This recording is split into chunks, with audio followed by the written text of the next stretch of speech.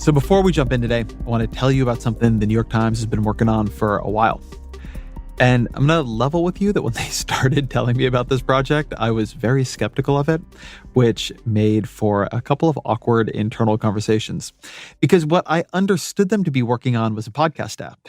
And I thought to myself, who needs another podcast app? There are plenty of them on the market already. None of them are great, but they're fine. And then they gave me the new app as a beta tester. And I realized that I was wrong about what they were building, at least partly wrong, because what they actually built is something nobody has created yet, which is a portal to the world of audio journalism. There are podcasts, including this one, but also stories, essays, profiles. You can listen to digests of the news and to full news stories and to full magazine stories. You don't have to choose anymore between listening to a podcast and actually getting the news. You can get the news you used to read, but done in a really, really strong, really professional audio format, and not just from the New York Times. Our stories are from other publishers too. So the app, again, is called New York Times Audio. It's an iOS app. You get it from the App Store. And it is for New York Times News subscribers, which, come on, if you're listening to this show, I hope you're a subscriber for that by now. So check it out. It really is something new. It really is something worth trying.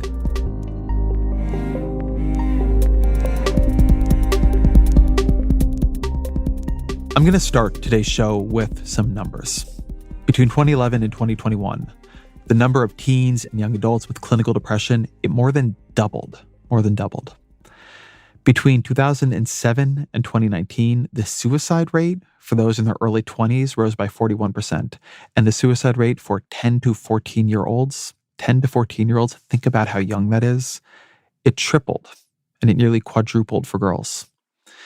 A C.D.C. survey found that in 2021, almost 60% of high school girls experienced persistent feelings of sadness or hopelessness during the past year.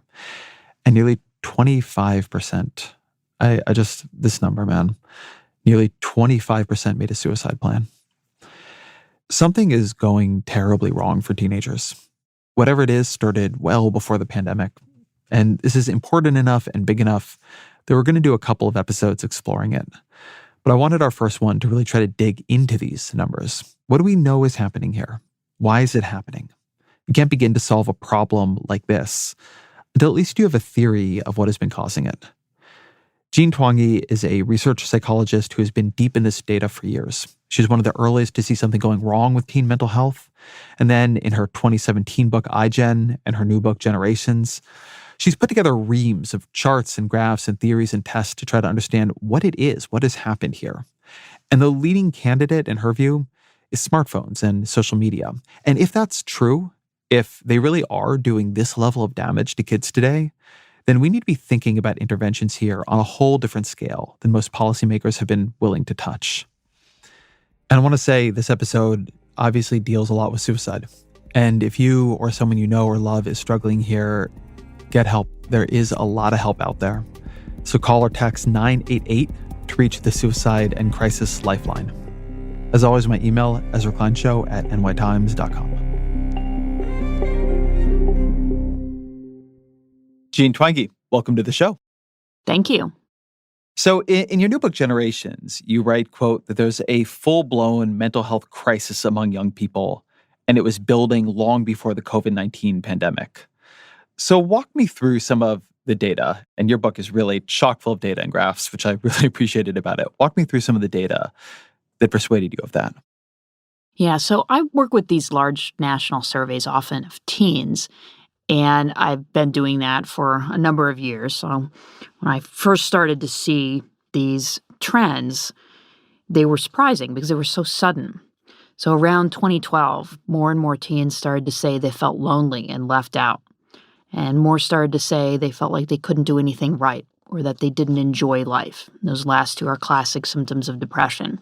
Then other data started to pop up. Clinical level depression that requires treatment started to rise.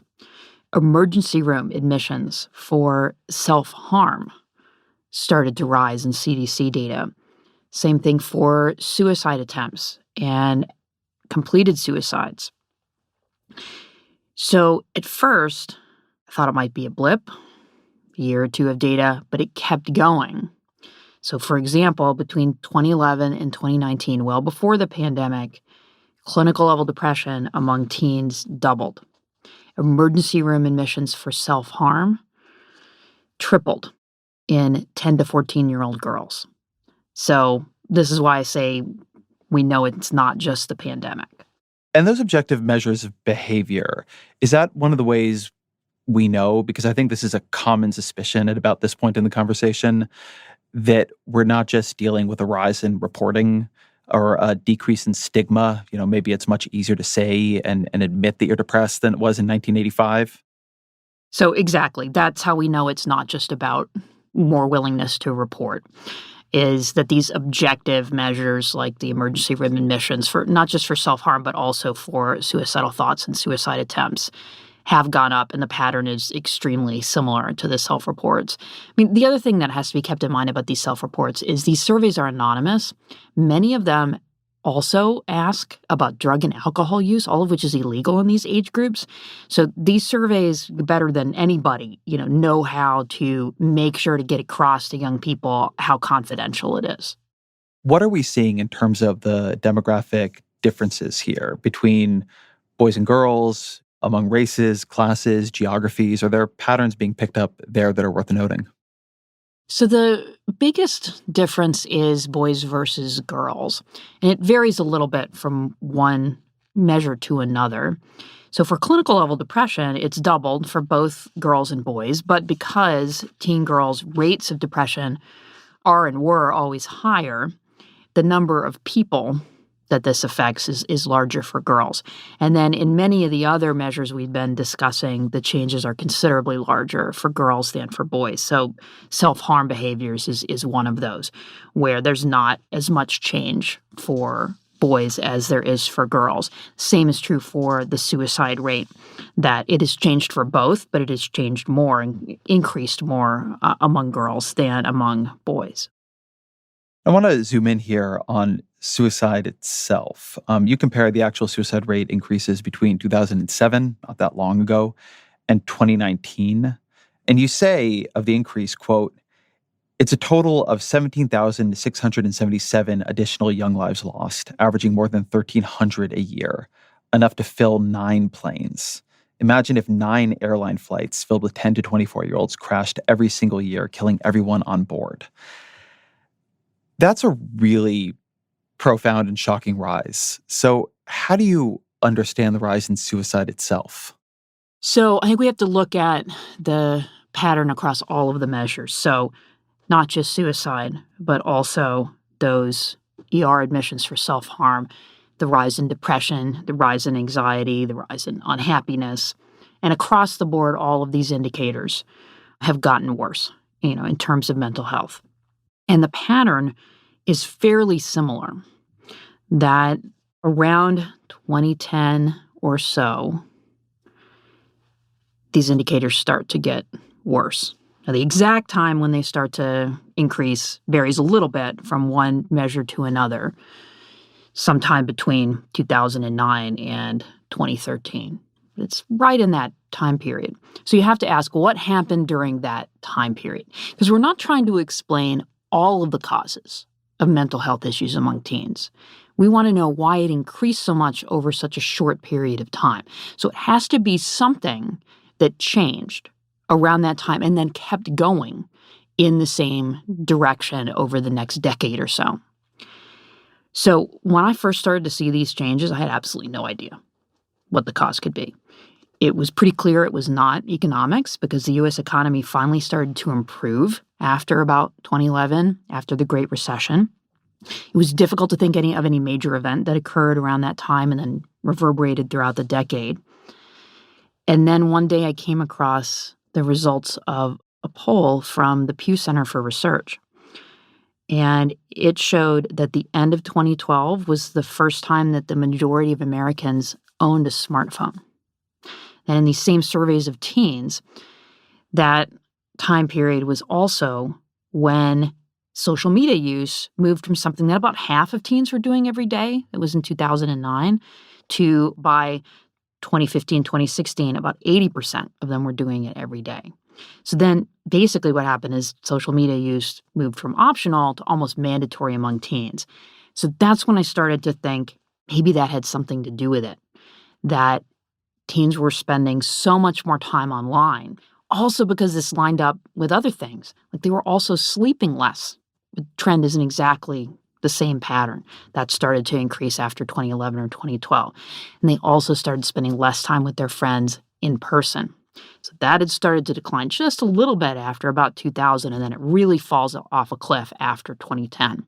So you put this together, there was a fundamental change in the way teens spent their time outside of school, starting in that same time period, early 2010s. And that coincides with pretty good precision with when mental health started to suffer. So before we go deep into the smartphone thesis, I want to zoom in on something you said there about the data, which is that we're trying to explain a change in the time series, right? There's this very sharp, just the line goes almost straight up, starting, as you say, around like 2011, 2012. But something that was striking when we were doing prep for this was I saw this figure from the researchers Will Reinhardt and Taylor Barkley. And they found that if you go back to the late 1960s and you graph the teen suicide rate, it looks more cyclical rather than a trend just going upward.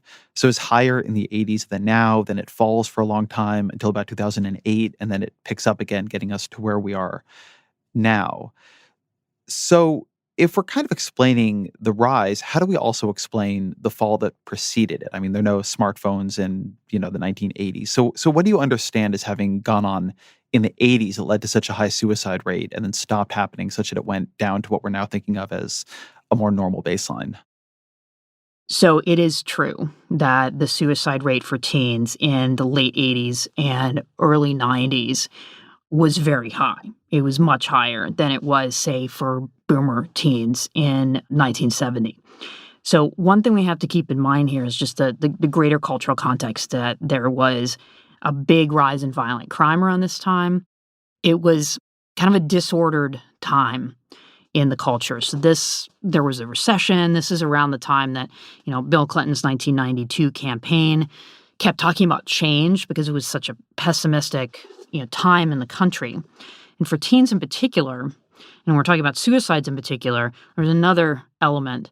So there was a huge availability of inexpensive guns around that time. So they were called Saturday night specials. And when you break it down for firearm suicides versus non-firearm suicides went down or didn't change a whole lot during that time period when it was the Gen Xers who were teens. It was really that increase in the firearm suicides. So it may have had a fair amount to do with the preponderance of cheap guns. So one of your big theses throughout generations is that generations are technologically mediated, that more than they're defined by cultural events, they're defined by the technologies they have accessible to them. So your thinking on this is that technology that was mediating that was guns. But then why would it fall?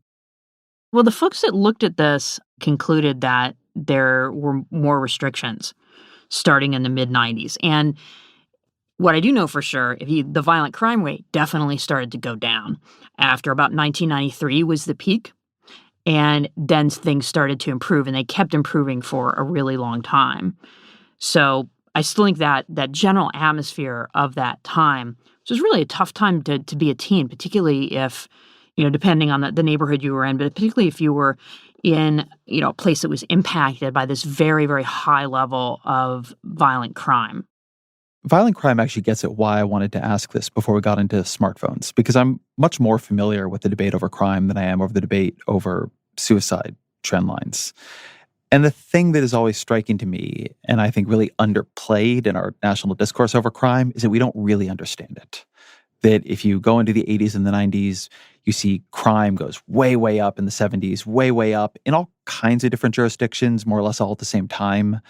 And then it begins going way, way down in all kinds of different places all at the same time. So you have stories that people know, like there's New York with Rudy Giuliani and broken windows policing and stop and frisk. But it also goes down in all these places that didn't do what New York City did. it's so widespread, both the rise and the fall, that you end up having researchers trying to think of even broader explanations, like whether or not lead and the amount of lead in young kids' bloodstream and thus the effect on their executive function when they got older, maybe that's the causal mechanism. And it made me wonder if there isn't a chance that suicide and teen mental health is like that, that it has this kind of all the way up, all the way down in all places, and we don't really understand why pattern to it. Well, I mean, your point is very well taken about crime rates, that they are a little bit of a mystery. It's also true, sure, that for mental health, we can't randomly assign people to be born at different times and then see what their mental health looks like. That would be the gold standard of a random assignment experiment, and it's literally impossible. So we have to go on the data that we have. But I think for the recent rise in mental health issues, we can look at it this way, that this is a generation where violent crime was a lot lower than it was in the early 90s. Teen pregnancy was lower. They're even less likely to get into car accidents or get into physical fights at school. Incomes were up for that period. There's all these things that were going right, yet still mental health among teens suffered. So there must have been some big mechanism. The reason why I think the smartphones and social media explanation has held up is because that is what had the biggest impact on the day-to-day lives of teens. It wasn't something that happened to their parents. It wasn't a single thing they read about in the news. It completely restructured their time outside of school because social media is social. It impacts even people who don't use it. And it had a huge impact on the way teens spent time with their friends, that they started spending a lot less time with each other face to face. And you think about what's important for mental health overall, it's relationships. Then you think about teens in particular, that is what makes or breaks mental health for a teen, is their relationships, particularly their friendships. And the way those friendships were conducted changed completely. So I want to dig into this piece of it more because smartphones sound like a singular cause, but when I read you on this and when I read others, it decomposes into something very multi-causal. So tell me the different mechanisms. You talk about time displacement and social effects and time spent with friends and sleep. What are the different mechanisms that you understand smartphones as triggering that contribute to this for you? There are a lot of different mechanisms. It's another reason why it is such a plausible explanation. So as we've already talked about, there's the time displacement, not just with in-person interactions with friends, but also with sleep. Sleep is absolutely crucial for mental health. Not sleeping enough is a huge risk factor for depression and suicidal thoughts. And sleep deprivation among teens in two different surveys shows exactly the same pattern as the mental health issues, which is around 2012 or so, it starts going up. So that's our first couple of mechanisms. And just hold on that one for a minute. What makes you certain that that isn't just correlation with the takeoff in smartphones? What makes you think that smartphones are directly leading to less sleep for teens?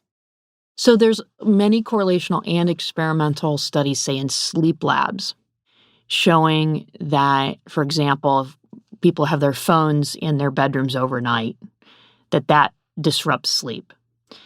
That looking at a device before bedtime leads to less sleep and less quality sleep.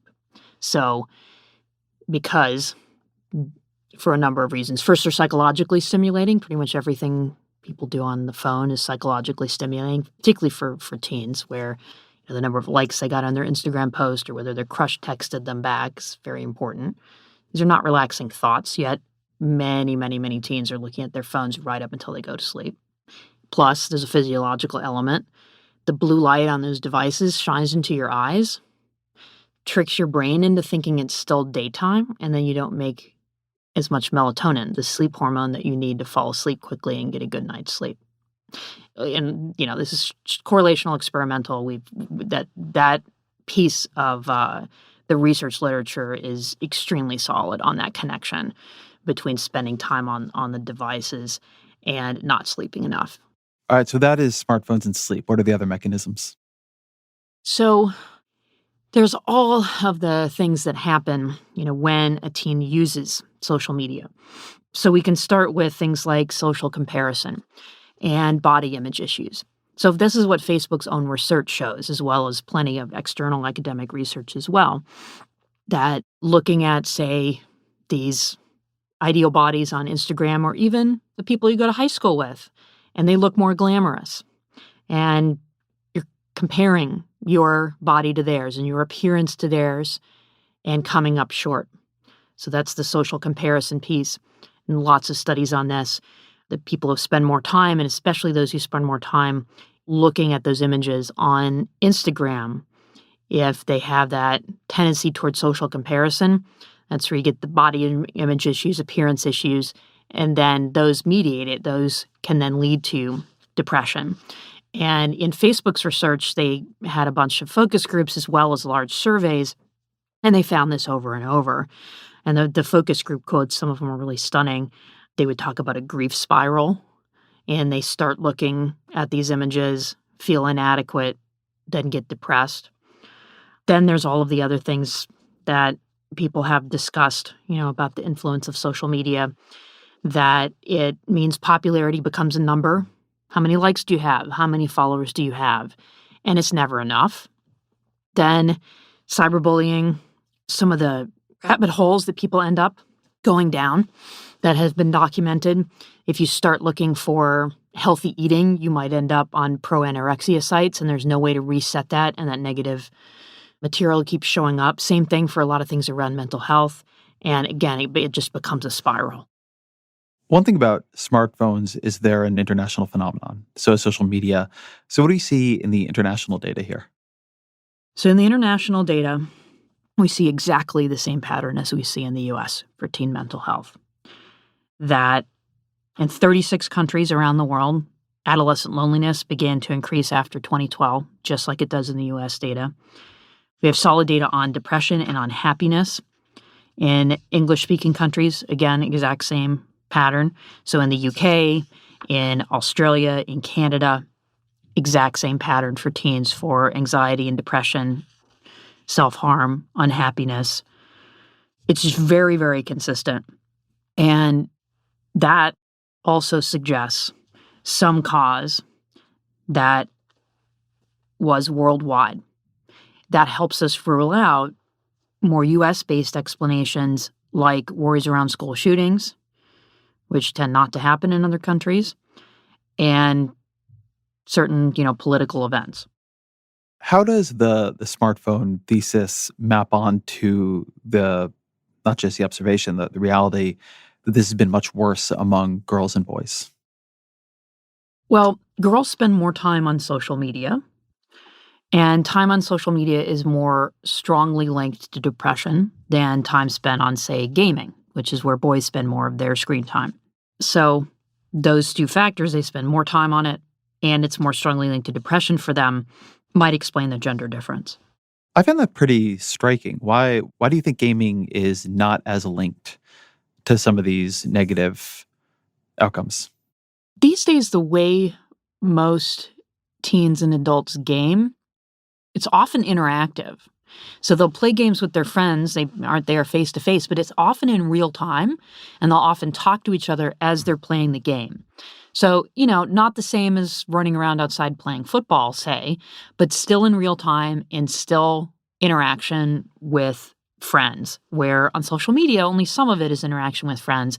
A good amount of it is, watching TikTok videos from people you've never met or scanning through the pages of Instagram influencers. This is one thing I was trying to sit with as I read the book and thought about this data, that gaming has this tendency to be not just interactive, but it's you doing it. It's you doing something. Where social media has this weird tendency to put you outside yourself looking in. I mean, you've talked about it as comparative, but it's also you're posting pictures, you're writing things, and then seeing how people respond. You're always putting yourself out for judgment, and you begin to inhabit the judger in a weird way. I mean, I've certainly felt this myself, and I did not get social media when I was a 13-year-old. Is there something to that, the way that gaming keeps you in yourself and social media takes you outside yourself? I think so. It reminds me of some of the research on what's called self-objectification in terms of appearance, that particularly for women, there's the pressure to focus on how your body looks to others rather than what your body can do, say, in terms of sports or other things. And it's somewhat of the same element because in gaming, you can do things and maybe you're going to fail and maybe your friends will make fun of you, but still, you're doing something. You have at least some perceived level of control. And in social media, there is that same perceived level of control. However, there's only so far you can go to modify your appearance and try to measure up to all the perfect people who you see online. And you're right, it's about so much more about the judgment of others than it is about what you're doing. How much is social media also simply a vector for contagion of antisocial behaviors themselves or depressive and anxious and self-harming thoughts and patterns themselves? And I mean something very specific here. So back in the day when I covered more school shootings, there was an argument not to use names of school shooters. Sometimes not even, you would actually get the argument not to cover them because there is a well-known copycat effect. There's also a well-known effect like that around suicide. People know that the more they hear about suicide, the likelier suicide is to occur to others. There's a Netflix show about the suicide of a teen called 13 Reasons Why, and there was a big debate, including some research, about whether or not that itself increased suicide among teens. And so there's an argument out there that as people are exposed to simply the knowledge that other people are doing these things, killing themselves, killing others, hurting themselves, hurting others, that itself is enough for more people to do it. And anybody who spent time on social media also sees a lot more just discussion of anxiety, discussion of depression, those feelings, those interpretive frameworks for your own feelings becomes more at hand. So how much is it just possible here that you're seeing contagion as a force gathering its own momentum, that people are more connected to others having these kinds of experiences, and so they're having more of them themselves? And I think that might explain some of the acceleration in the trend or part of it. I don't think it can explain why it started to begin with. So, yeah, I think we have to consider that there was an origin to this because, why couldn't it be that people are talking about how optimistic or happy they are online and that becomes contagious? So I had to start somewhere because there was that very sudden shift, from millennials being self-confident and optimistic as teens to Gen Z being not. And it happened very quickly. It was a much more stark generational difference than I'd really documented in my whole career. So I want to note that there are some studies that have looked at this and found very little effect or no effect or reverse effect. There was a 2019 study in Nature Human Behavior that found, quote, the association we find between digital technology use and adolescent well-being is negative but small, explaining at most 0.4% of the variation in well-being. There's a 2018 study in Psychiatric Quarterly that also found very unremarkable results. You've kept, along with John Haidt and some others, this online compendium of studies on teen mental health. So when you see these studies, and there are a good number of them that come out and say, we checked into this and we just can't find anything significant or big here. How do you interpret what's happening in them? And if they do, how do they change your priors?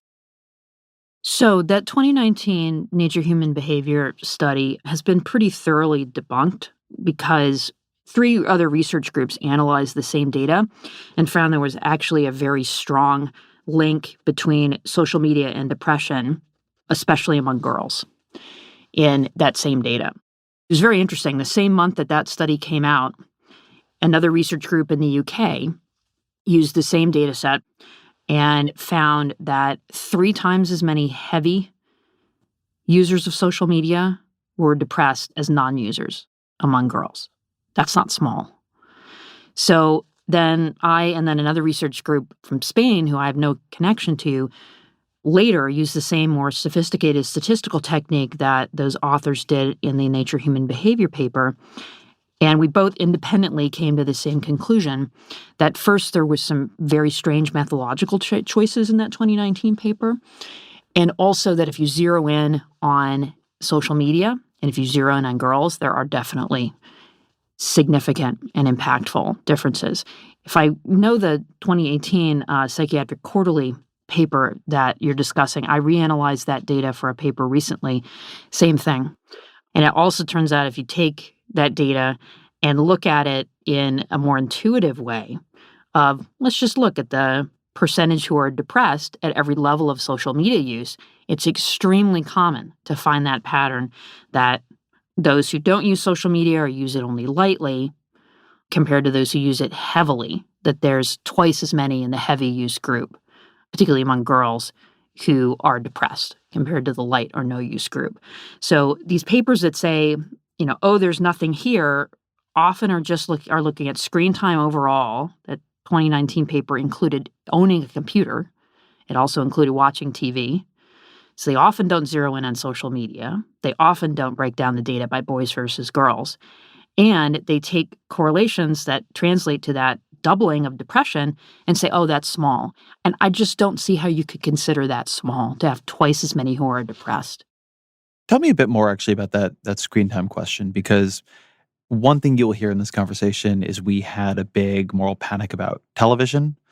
And, it turns out that a lot of us grew up watching a lot of television and, many of us at least think we are fine.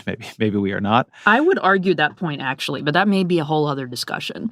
I sort of agree with you that I think actually a bunch of the TV people were right about this, but tell me about that, because there is nevertheless in the data, as I understand it, a finding at this point that television does not seem to have the level of significant negative effects on mental health that social media does. But so I'd first like to hear your point on maybe we're not fine because television messed with our brains. And then I'd like to hear the difference between what you see in the data on using a screen for television and using it for social media. So the impacts of television, it's not quite as much for mental health per se as it is for things like the feeling of community, materialism, the amount people read, the national discourse, and how tolerant it is of more complex arguments. These are all a lot of the things that I think we lost to television. Social skills, you can go on. Robert Putnam's book, Bowling Alone, basically says, yes, it's television. That's why we don't have, all these community groups like we used to. But for mental health, for the moment, yes, if you spend a lot of time watching TV, you are more likely to be depressed. That is still true. It's just that link is considerably smaller. So spending 3 hours watching TV is not as linked to depression as spending 3 hours on social media, for example. So there's an observation here, as you just mentioned, that how much people use is very highly correlated to what the effect of their use seems to be.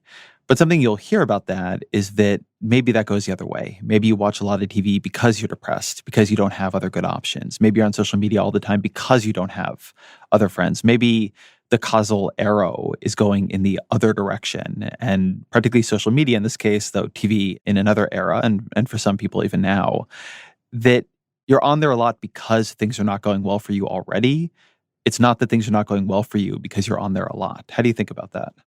So there's two different questions here. So one is that overall pattern of, say, teen depression increasing so much after 2012. So there, it seems pretty clear that it's technology leading to depression rather than the other way around.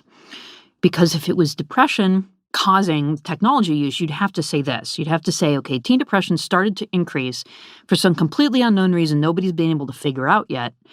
And that's why teens started to buy smartphones and spend a lot of time on social media. It doesn't work. So it seems pretty clear that at the generational level, we're not getting a reverse causation.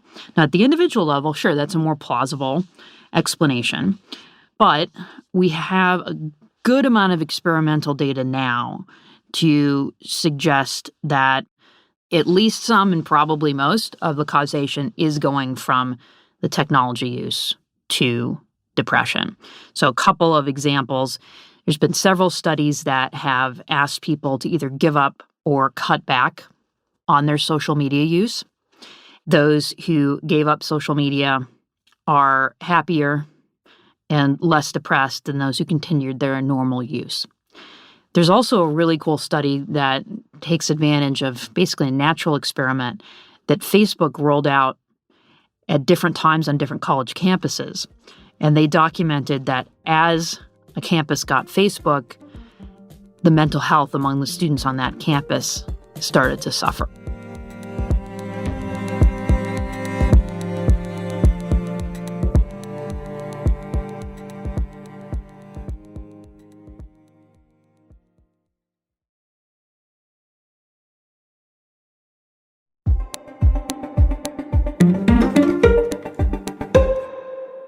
So I want to look at some of the other broad theories because you can buy the smartphone thesis broadly, and I do, and still, wonder if there's not other causal mechanisms happening here.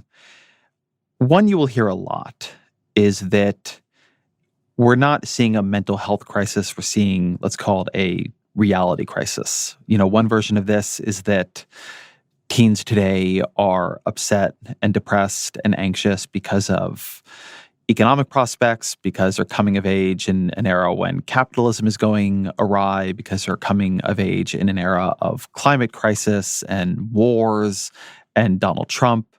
Tell me how you take that argument that this is in some ways a rational response to a declining reality. So, first, I think we have to take a step back and look at the broad picture. Is living right now in 2023 really worse than it was, say, in March 2020 at the beginning of the COVID-19 pandemic? Is it really worse than, say, the millennials graduating from college during the Great Recession? Is it worse than 1992 or 3 during the height of the violent crime wave? Is it worse than in the 80s when we thought Russia would drop the bomb tomorrow and the whole world would end? Is it worse than boomers getting drafted into Vietnam? A lot of people would say, well, you think about it that way. No, it's not. And then we can take kind of the specific explanations. And I want to be clear. I completely agree, important to consider these alternative explanations and see if they fit the data. So wars, well, if that were the case, wouldn't you expect teen depression to have been the highest, well, especially during World War II? No, it was lower by the measures we have then. And then more recently, then you'd expect teen depression to be the highest when we were at war in Iraq and Afghanistan. And instead, that's when we had some of the lowest rates of depression and suicide among teens. Climate change. So one of the things that is in the Gen X chapter of generations is the high school student surveys that ask about concern for the environment. Things like government should change or ban products to help the environment. They should increase prices and taxes to help the environment. People are going to have to change their way of life to help the environment. So we have data on that between 1976 and 2021. And the peak of those attitudes was in the 90s, not recently. So that, I think, argues away from the idea that it would be worries around climate change. Plus, if it was climate change, what you would expect is that you'd see the biggest increases in depression among older adolescents and young adults, where these are issues that they're talking about at school. They might be reading news. Instead, where we see the biggest increases is among 10 to 14-year-olds. So less likely to fall into that category of placing a lot of importance on issues that affect the nation and the world. All right, so that's two of them. What were some of the others? Economics. Median incomes that are all-time highs adjusted for inflation. The U.S. economy was on a tear between 2011 and 2019 when we see the biggest increase in teen depression. So most of these other things don't fit the data all that well. So if we look closer, though, at a kind of an individual issue here, you mentioned gun violence. And there, I think if you look at data on school shooting incidents, times when a gun was brandished or fired on school property, those graphs really do begin to accelerate around your key date of 2012. And yeah, so smartphone use also rises in, but it's when Sandy Hook happens. And I certainly remember Sandy Hook as a real horrifyingly watershed moment in this. And you begin having more of these active shooter drills in elementary schools. So, I mean, Gen Z, kind of this generation that's having a lot more safety focus and safety issues is coming of age, routinely, often drilling what will happen if somebody's there in their own school with a gun. So I could actually imagine maybe this ricocheting back and forth with social media as these issues are being picked up on smartphones and platforms and becoming sort of more in the water. But it does feel to me like there is a different political dynamic that younger millennials and certainly Gen Zers are swimming in that might make politics more salient. And then, of course, the Trump era, but might make politics more salient and fear more salient, starting in the smartphone era in a way that matches the data. I'm curious how you think about that interplay.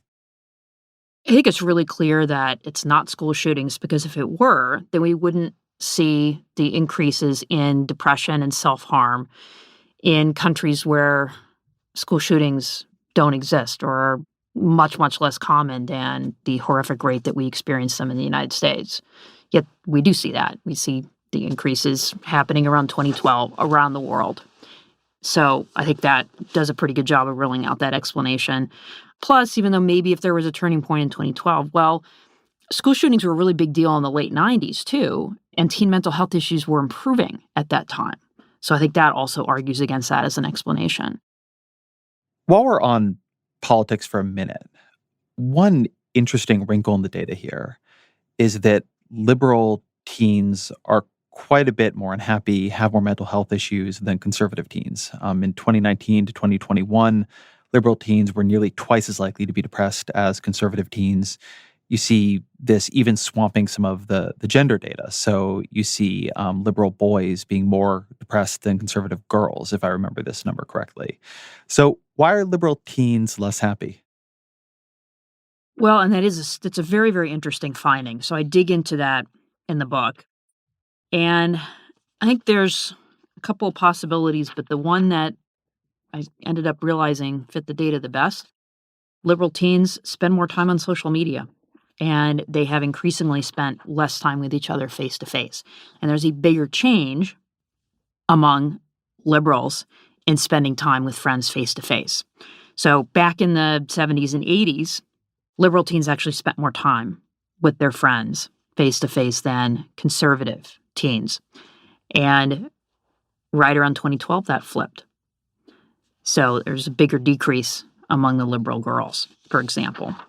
So in the end, a good amount of that also is probably due to social media, because some of the other explanations don't really fit quite as well, because you do still see an increase in depression among conservative teens. It's just not as large as the increase among liberal teens. So some of the other explanations around politics don't fit all that well. So here's two things in that department. One is that if you look at the teens who say that they are interested in government and current affairs, so those are going to be people who are paying attention, you really don't see a whole lot of difference based on those who are paying attention and those who aren't, if you break it down by that and by liberal versus conservative. The other piece is that you see the exact same pattern in loneliness. So loneliness isn't really something you would expect to be that influenced by political ideology per se, but it's probably going to be influenced by how much time you spend with your friends versus on social media. And the pattern for loneliness and the pattern for depression look pretty much exactly the same if you look at it by gender and by political ideology, in terms of it increasing starting, around 2010, 2011, and the increase being larger among liberals than among conservatives.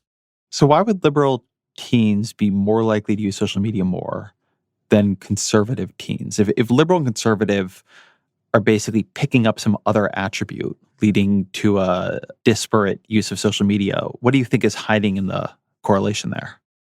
Well, liberals, sometimes called progressives, are by definition more comfortable with social change. So liberal teens tend to have liberal parents, conservative teens tend to have conservative parents. Then this is a guess, but perhaps liberal teens and their parents said, hey, social media, spending time online, that's just what kids do now. And that's cool. That's just the change. It's just what people do now. And conservative parents might have been more skeptical and might have had more restrictions on their kids with social media. And that same thing could have interacted with the face-to-face social interaction, because once teens start, as a group anyway, start spending a lot more time online, then the norm shifts to doing that instead of getting together in person.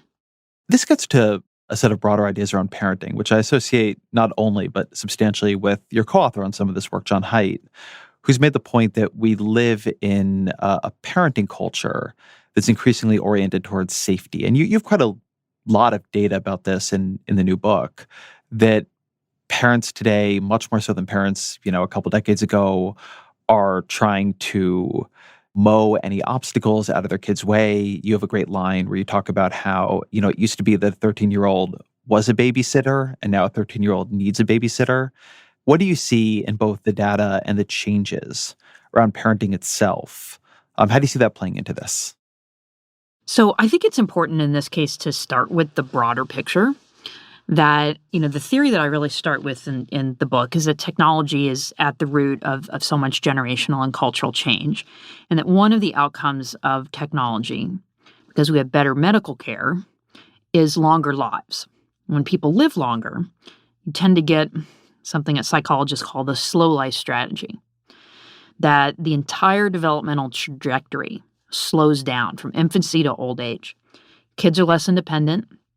Teenagers are less likely to get their driver's license, to go out with their friends, to drink alcohol, to have sex, to have a paid job.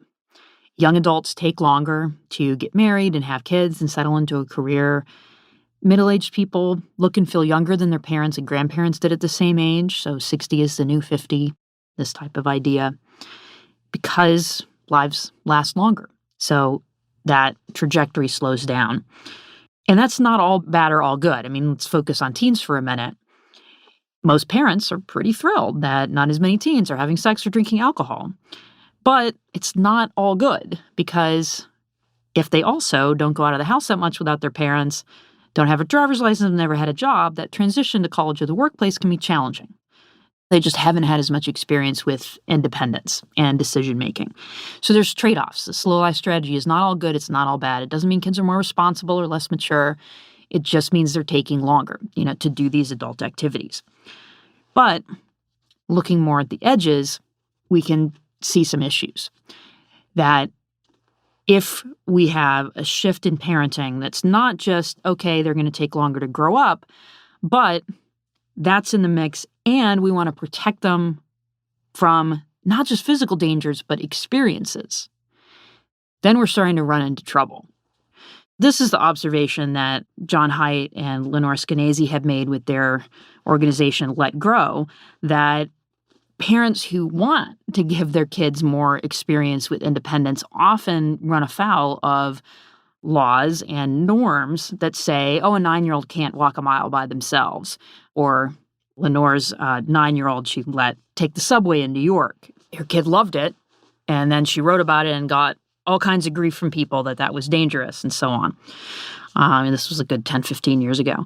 So this is where you do run into trouble when kids developing independence can be good and can be safe, but we have a parenting culture now that says you cannot let your kid out of your sight for 1 second. And that, I think many people have argued, and I would agree, takes things too far and does a real disservice to children. Well, there's a weird disconnect here between you can't let your kid out of your sight, so there's a lot less of independence out in the real world. But then this really expansive independence for fairly young kids in the digital world, in part because it's just harder over long periods of time, to keep all the kind of parental blockers and not let them be talking to their friends on, Facebook Messenger or whatever. And so there is this distinction between the real world, which does have dangers, but I think it's fair to say in most of the data, they're overstated in our culture, and the digital world, which the dangers are, if anything, understated, it seems, for teens in our culture. But teens have a lot more freedom to traverse the digital world for hours and hours and hours a day with no supervision, while being out in the real world is much more heavily regulated. I think that's exactly right. And in my previous book, iGen, which is all about Gen Z, there's one graph that I made which illustrates this. And again, it's at the extremes. But that about 2011, the teen suicide rate exceeded the teen homicide rate and it wasn't the first time, but it was the first time it did it for years on end where the two crossed. And that mirrors other trends that we see, that this generation is physically safer. They don't get in car accidents as much or fist fights as much or drink alcohol as much. But perhaps because they are so unregulated in their time online, that's why we have these record levels of depression and suicide and self-harm. But there is something narratively weird about this. I mean, I grew up in, the 90s and to some degree in the early aughts. And I remember the panics of that period as I became a professional journalist in 2005. I still remember that there was a lot of debate over teen pregnancy and abstinence-only education and teen drug use, and there was a dumb panic over rainbow parties, which you can look it up if you would like to know what those were or what they were purported to be at the very least. And we got all these numbers down. I mean, drug use is down and age of sex is up and teen pregnancy is down and alcohol use is down and smoking is down. And you would have thought, I think, from the discourse of the time, that that would have led to an overall improvement in teen well-being. And it seems like there's been a very real be careful what you wish for here. That if you go back, I think, to the panics of, the why are the kids not all right of, 1999, a lot of that reversed. And now the kids are even worse shape. So what do you make of why so many things that we thought were a big problem for kids have gone down, and yet it turns out those were maybe correlates of things we actually wanted from them in the real world? Yeah, and, this is not at all to discount teen pregnancy and alcohol abuse and physical dangers, homicide, obviously. Big problems. Not that these are small problems. Homicide is bad. Let's put that on the table. Yes. Let's just make sure, we're being clear about this. These physical dangers are definitely bad, but they are correlates of teens getting together with each other in person. And yep, sometimes when teens get together with each other in person, trouble follows. That does happen. But the vast majority of the time when teens get together face to face, that's good for mental health. They're spending time together. They're sharing about their experiences. They're making sometimes lifelong friendships. At the very least, they're having companionship through the journey of adolescence and high school, which is not always an easy time, usually is not an easy time. And trying to do that online is a pale shadow. It is not the same. And so, we have a lot more kids who are at home, not getting into these other types of teenage trouble. But that's probably why they're depressed, because they're at home in their bedrooms on their phones instead of being with each other in person. I want to look at another theory here. So Derek Thompson had a piece in The Atlantic where he was looking at a 2022 paper by Dirk Bethman and Robert Rudolph that found, quote, higher standardized test scores in student assessments of academic competition were strongly correlated with teen anxiety. If you take two countries that are equivalent in almost every way, same GDP, inequality, life expectancy, air pollution, the nation with higher test scores and more student competition will have more anxious and depressed teens. What do you make of that?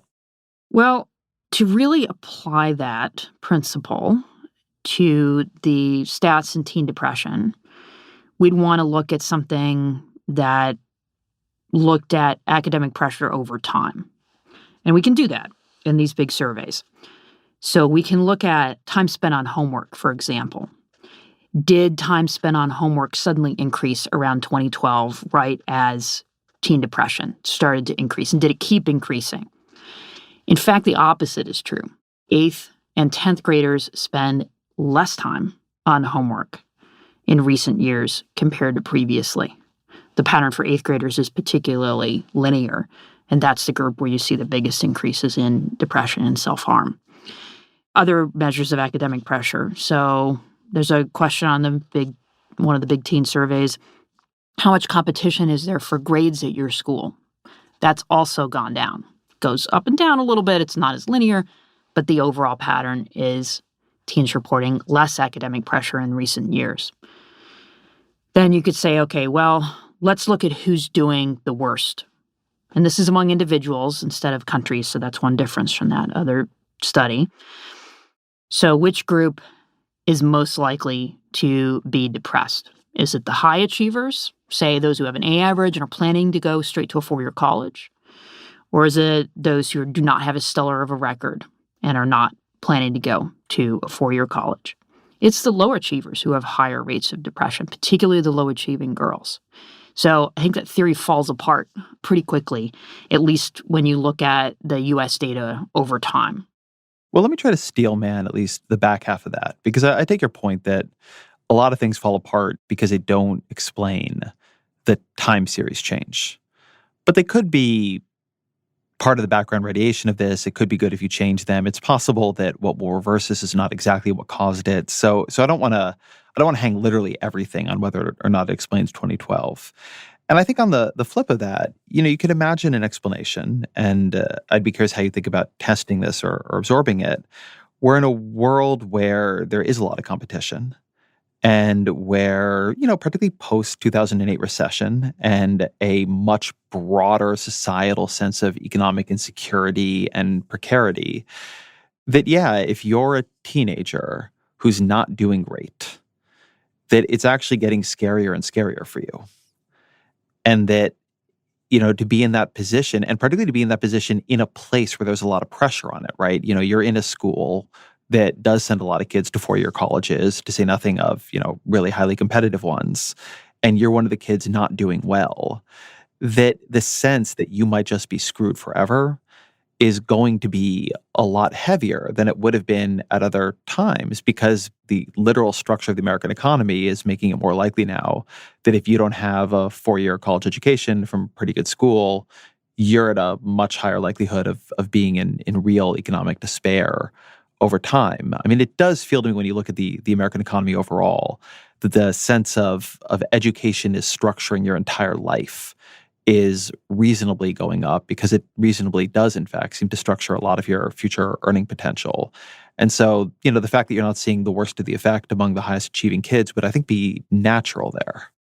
Yeah, and you can definitely see it that way. And there's probably multiple confounding factors too, that the kids who aren't doing well could have a terrible life at home, not have any friends. That could also lead to depression. So there's all kinds of possible things going on there. But the general idea is absolutely worth considering, and it is true. You look at the median incomes of those who have a college degree; it's considerably higher than those who don't. I'm not as convinced, for a couple reasons, that Gen Z teens are really feeling that, though. I saw a poll the other day. There's been a decline in the number of young people who think a college education is completely necessary for doing well. That may be because of labor shortages out there right now. It could be because they see, other potential opportunities in other types of careers. I also think it is really important to keep in mind what the reality is for college admissions, because I think there's a really common perception that things are so impossibly competitive now. Well, you know what? That is true for the Ivy Leagues and Ivy-adjacent schools. It's a very small percentage of kids who are aiming to go to those schools. So if we're talking about changes in averages, it's not really the group that we're going to want to focus on. What we're going to want to focus on is the kids who maybe do okay in high school. Well, I can't completely speak to other areas of the country, but where I live in California, the high school my daughter goes to, my oldest daughter, if you get a 2.5, you're pretty much guaranteed admission to Cal State San Marcos, which is a perfectly good, even really good school to get your undergraduate degree. So if you get some mix of B's and C's, you can go there. And then let's say you don't, you can go to community college. There are opportunities. It's not that it completely shuts off. Is there any evidence of downward contagion here? So, Generations has a lot of data on each of the different generations. And I'm curious if you're seeing rises in, because I think there is some evidence of this, rises in anxiety and depression among Gen Xers, among, elder millennials. I'm an elder millennial. I have young kids now. I definitely think that I am part of the cultural dynamic where ideas and structures and frameworks of things like anxiety are more easily at hand. And I worry sometimes when I talk to my 4-year-old that because I am practiced at recognizing something like anxiety in myself, I'm, if anything, too practiced at offering it as an explanation to him, which will make it easier for him to grasp at. Is there any concern or evidence that something happening here is that the parents are in worse mental health, or have more of these ideas, or just have culturally been taught to be that much more responsive to kids' feelings, and as such are beginning to create more contagion? And again, recognizing maybe that doesn't explain the 2012 turn, but if you imagine that you could have a 2012 turn coming from smartphones and then different cultural dynamics amplifying it, if, kids are getting a bit more depressed and then parents who are more depressed are freaking out about their kids' depression, much more quickly and then embedding that idea of that story into them, like you could see something like a feedback loop kicking off. Or the alternative explanation would be if they're more sensitive to it, they might be more likely to get their kids mental health treatment. And then the depression should be lower because mental health treatment does usually work. So, yeah, there is a generational story here to mental health, but it's a little bit of a different one from what you're telling.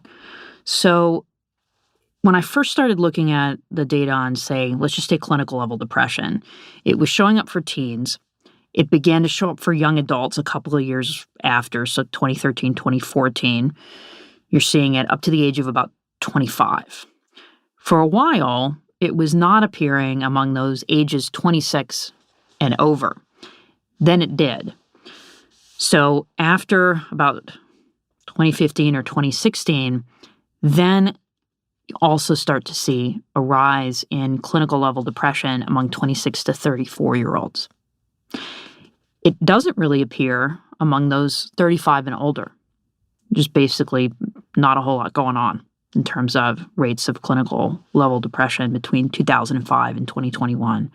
But there's a pronounced increase among 26 to 34-year-olds. Doesn't equal the increase among teens and young adults, but it's still there, and it's still very striking. This is in the millennial chapter of Generations. And this is a little bit of a mystery, because why would it be just these cohorts? Why are we seeing this primarily among those younger than 35? And in another data set, it's more that we see it more among those 39 and younger.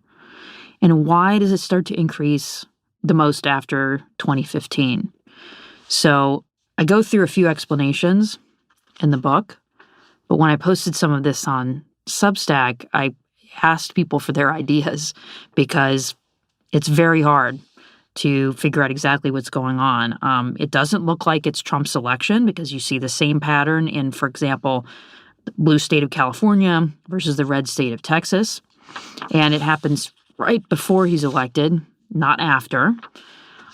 My kind of pet theory was that millennials are disappointed by adulthood, given their childhood of optimism and confidence.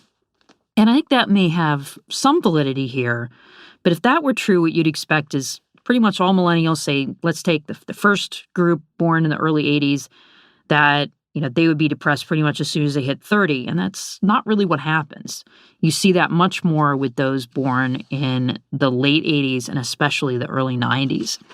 So that made me think it had something more to do with what was happening in the overall culture around that time. And I think if you really look back on it, that was the time when social media and the culture at large really started to turn much more negative. And the negative news was getting more clicks and it was spreading more, and misinformation was starting to gain hold, and it just wasn't, I don't know. I think if you look at like the kind of critical mass of pessimism in the country, the mid-2000s is where that seems to have begun.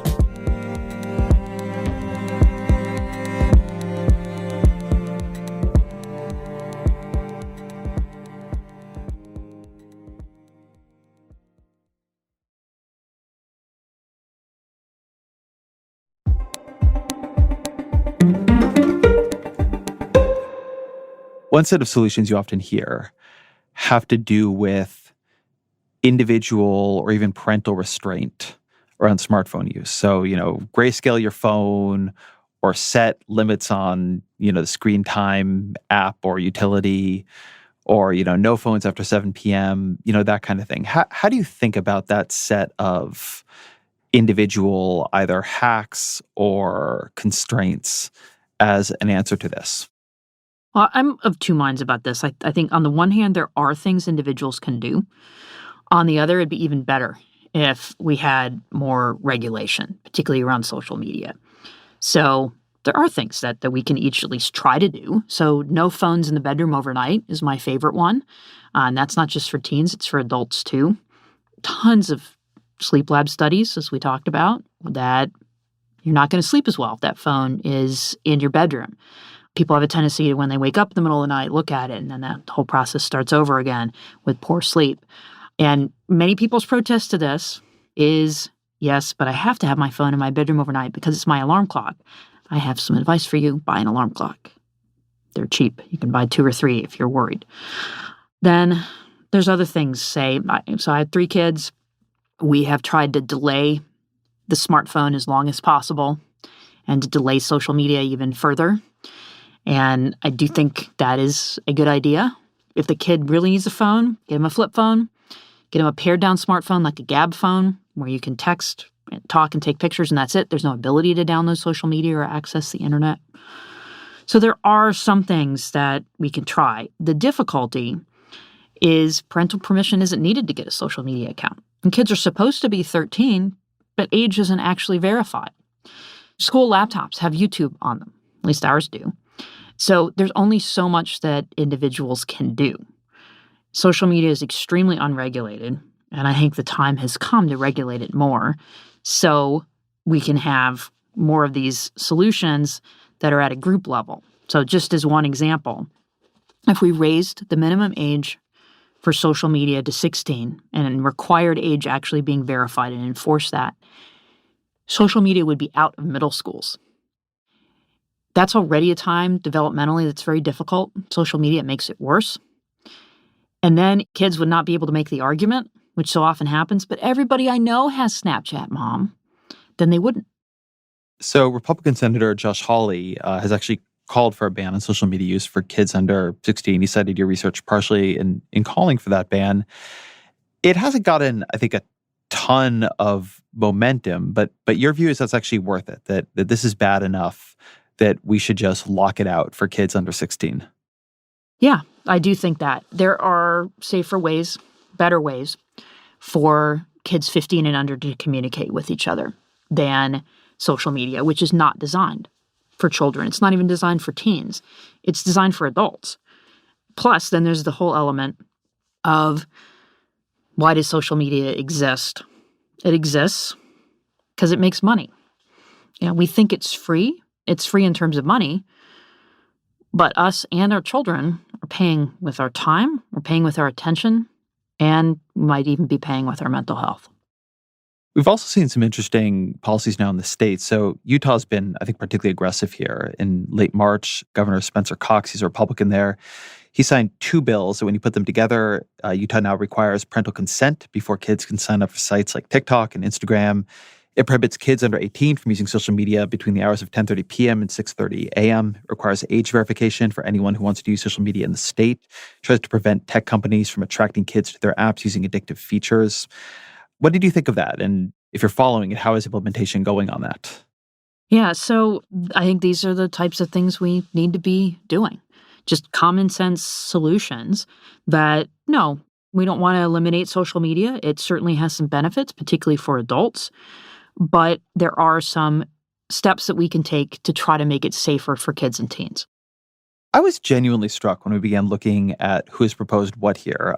Arkansas, Texas, Ohio, and Louisiana have sort of similar bills that they're thinking about to Utah. And so I should say, for this point, does New Jersey. But it really is, I think it is fair to say at this moment, red states and Republican members of Congress who are willing to be, to use the old term, more paternalistic on this, which goes back, I think, a little bit to our conversation about parenting styles, where, there is possibly a tendency for conservative parents to be more willing to say, no, I have a rule here, and you are a kid, and you don't get to decide. I'm sure you get a lot of incoming from politicians, from governors. I'm curious what differences in style, in kind of quantity of interest you've seen among Republicans and Democrats here. Well, it's interesting, at least in the Senate, it's been pretty bipartisan. So Richard Blumenthal, has done a lot of work on this. There's some other Democratic politicians who have done the same. For states, it's true, it seems to have broken down that way more commonly than not. But, how much do we have right now where there is bipartisan support? This is one of the few things that falls under that.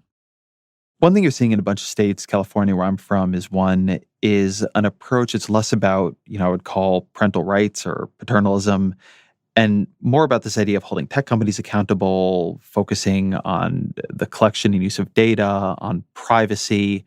How do you think about that? I think it's long overdue that, we have to start thinking a lot more about this business model where on social media, you're the product and your data is the product. And is that really how we want to be doing things?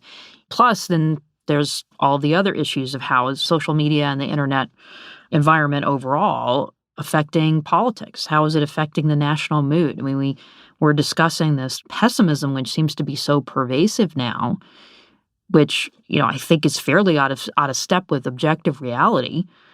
And why is it so negative? It's all of these things that's what gets traction on social media and online about any kind of political discussion, regardless of any facts about positive things. Are there other major policies you would want to put into place for mental health? And here, putting social media to the side, let's say we banned it for everybody under 16 and kind of did everything else on the list that you would be interested in. What other things do you think we could do that would be good for teen mental health? Well, I mean, that would be a huge step, and who knows if it'll ever happen. But I have my hopes. I think that would make an enormous difference. I think a lot of the other solutions are less straightforward. But if there are ways to combat the pervasive negativity that we've been discussing, I think that would make a big difference too. Because obviously the mental health of young people is an enormous concern.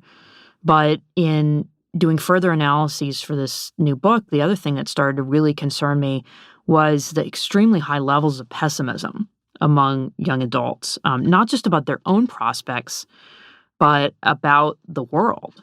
It was really stunning to me. There was a poll that asked about, do you think America is a fair society or an unfair society? And the majority of young adults said unfair. Do we need to make fundamental changes to American government? Again, the majority of young adults said yes. And then there was a question, do you believe that the founders of the United States are better described as heroes or as villains? And 4 out of 10 Gen Z young adults said villains, and only 10% of boomers said villains. This is a conversation I've had at different times with John Haidt. And something I sometimes hear in data like that is a way of thinking that while harder for the individual to bear, may in some ways be better for a society. So to take the other side of that argument, I mean, American society isn't fair. It would be, I think, ridiculous to look at American society with these levels of inequality, these levels of intergenerational, racial dynamics, and call the society here fair. How you think of the founders, I think people can differ on that, and I probably wouldn't call them villains. But I don't know. I think you could say that there's been, in America, like in a lot of countries, a pressure to sign on to various societal myths that make change more difficult because, if you have to agree that everything is good, then, why change anything? And so maybe in the same way that trends that looked bad when I was a kid, like, teen pregnancy, ended up having correlates that later on we sort of felt a little bit better about, like kids spending time together in person.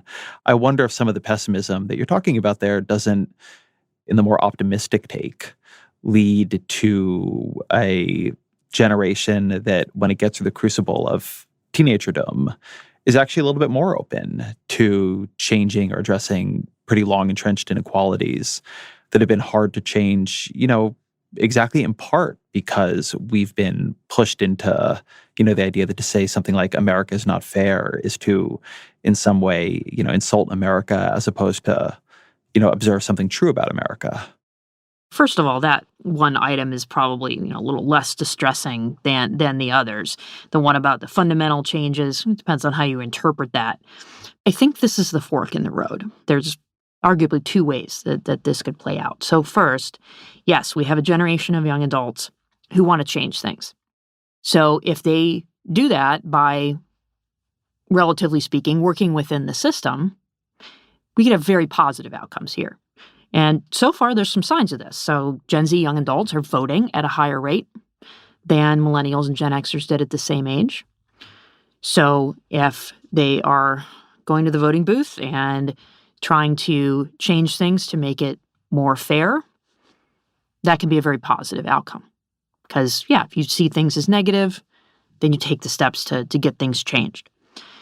Where I think a lot of people have more concern is if this ends up being more nihilism. of just almost negativity for negativity's sake, and there's nothing we can do. And there's some signs of that too. So say one of the big surveys of high school seniors has an item, every time I try to get ahead, something or somebody stops me. So that's even more about individuals rather than politics. But the percentage who agree with that have gone up. So that's an external locus of control. So whether you're talking about individual prospects or politics, having that kind of defeatist attitude doesn't tend to bode well. It is linked to all kinds of bad outcomes. Poor performance at work and school being one example. And you can see that in the political arena too. If everybody just throws up their hands and says, nothing we can really do. It's just the way it is. Things are just terrible and they're getting worse. That may not be good. But one thing I notice here that I think is interesting, and I wonder if it points towards any other policies, is that when we started talking about social media, we talked a lot about time displacement more than negativity, right? That people aren't seeing friends as much in person.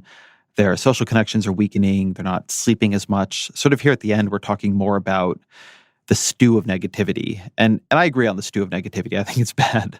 But I'm curious on those other things. I mean, if we think those are powerful, it does feel to me like maybe there is more we can do on them. I don't exactly know what it would be, like what a national program to help people sleep better would actually look like.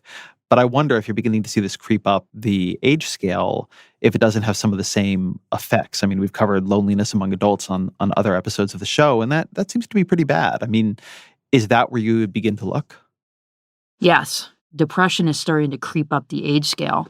So one thing I did in the book is look at time spent in person in a survey of adults, because I started looking at this in teens. And there has been a decline in in-person socializing among millennials. So in this case, like 27 to 41-year-olds. And there's a little bit of a decline among those over the age of 50, for example, but not as much. So older generations, even though they also use social media, seem to have not cut back as much on their in-person socializing as young adults and teens have. So I think that might be one of the reasons why we're not seeing as many increases in the mental health issues among those ages 40 and over or 50 and over, depending on the measure.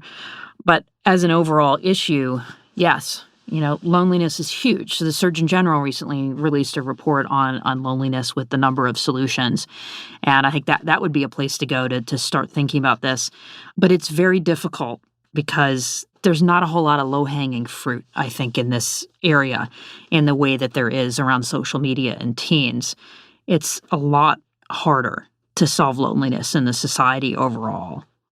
I think it's a good place to end. So always our final question, what are 3 books that have influenced you that you would recommend to the audience? All right. So my first 2 get to some of the issues that we've been talking about. They both have problem in their title. The first is The Problem with Everything by Megan Daum. So I quote that a lot in Generations. She's a Gen Xer like myself, and her observations about the changes in culture, particularly online culture, starting in the mid-2010s was very insightful and helped me codify some things that I had been noticing in terms of the split between Gen Xers and millennials, particularly that Gen Xers pride themselves on being tough and resilient, and that is not as prized by later generations. Then the second is called What's Our Problem by Tim Urban. This is one of the best nonfiction books I have read in a very long time. It has a really amazing structure for understanding some of the polarization and division that we are really observing right now in American politics and culture. So it has the really interesting rubric that's not just right and left in politics, that there's upper in terms of talking about ideas and lower in terms of just kind of being people over the head. It was a very fascinating way to think about the structure of American politics. And it goes much broader than that into all the issues. So the third is for fun. It's a fiction book called 9 Ladies, and it is Pride and Prejudice meets Outlander. And great plot and great consideration of what would happen if a 1987-born Elizabeth Bennet ended up in Mr. Darcy's time, and then the author takes it from there. Jean Twenge, your new book is called Generations. Thank you very much. Thank you.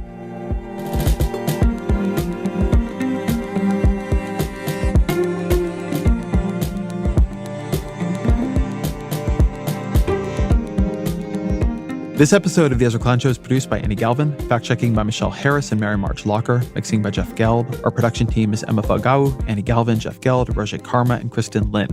Original music by Isaac Jones. Audience strategy by Shannon Busta.